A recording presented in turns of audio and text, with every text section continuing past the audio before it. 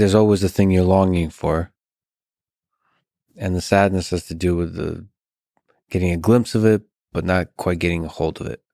Yeah, yeah. So it's always losing. It's always losing, but it's also always but it's not. That sounds really depressing, but it's not. It's not depressing because you experience this all the time. It's also those are the most beautiful moments I think life offers. I mean, it's intense beauty in those moments because it's getting closer to the real thing that we long for. So what And, about like loss, losing love? Is that also a beautiful thing?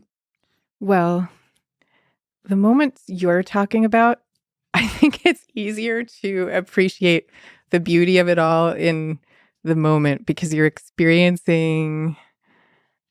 of experiencing the loss and the love all at the same time. Whereas if you're talking about straight up loss, like a betrayal or a bereavement or whatever Sure. it is, that's it's different. It's quite overwhelming.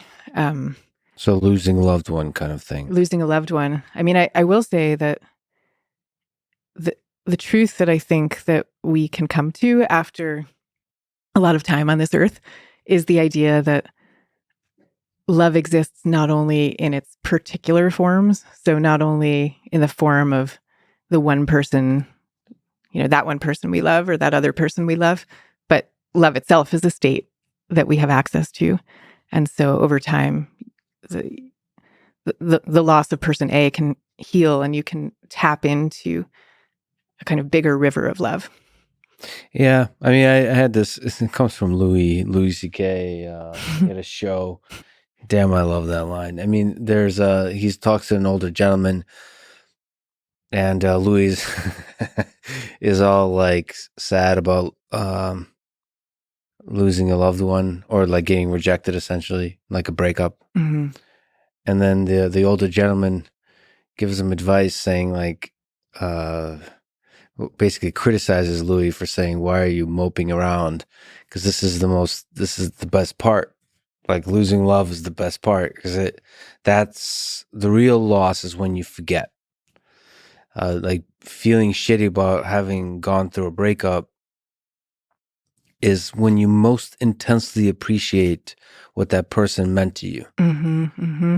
Like you most intensely feel love in some strange way by realizing that you've lost it, by missing it, wishing at this moment, I wish I had that. Like that feeling, that's when you feel that love the most, the absence of it. And so the older gentleman gives advice that's the best part. And it can, if you're good with it, it can last for the longest. It could be the most sort of prolonged experience of deep appreciation and emotion and so on. So that's kind of that's a nice way to look at loss, which is a reminder of how much somebody meant to us. Yeah. I mean, I think there's a lot of truth in that. Because yeah, you wouldn't care so much if it weren't something that mattered to you. So it's always a signpost to the direction you really want to go to. That's always what it is. Um, yeah, and it's interesting to see the way that the mystical versions of many of the great religions all point in this direction. Whether you're looking at Sufism or the Kabbalah or in Christian mysticism, you see this idea that the longing for what you lack is the very thing that gives you what you're longing for. So the longing is the cure. I mean, that's the way the Sufi poet Rumi puts it. The longing is the cure. And he says, be thirsty, like be as thirsty as you possibly can. That's what you want to be. The good stuff is the wanting, not the having. Yeah, yeah. Of course, tell it to a person that just broke up, and they'll be like, "Shut up, asshole! Your advice sucks. I wish I had her or him back." Yeah, no, absolutely. Those are the kinds of life lessons that only work when you kind of step away for a while. They don't work in the moment, in the moment of excruciation. There is something about the fact of knowing that all humans are in that experience together that is also incredibly uplifting. Well, that takes time for people to realize. Like, like heartbreak in your early teenage years or something like that could feel like this is completely the most novel Yes. and the most dramatic pain that any human has ever felt, right? Or maybe even when you're younger. And then one of the things you realize is that everybody goes through this.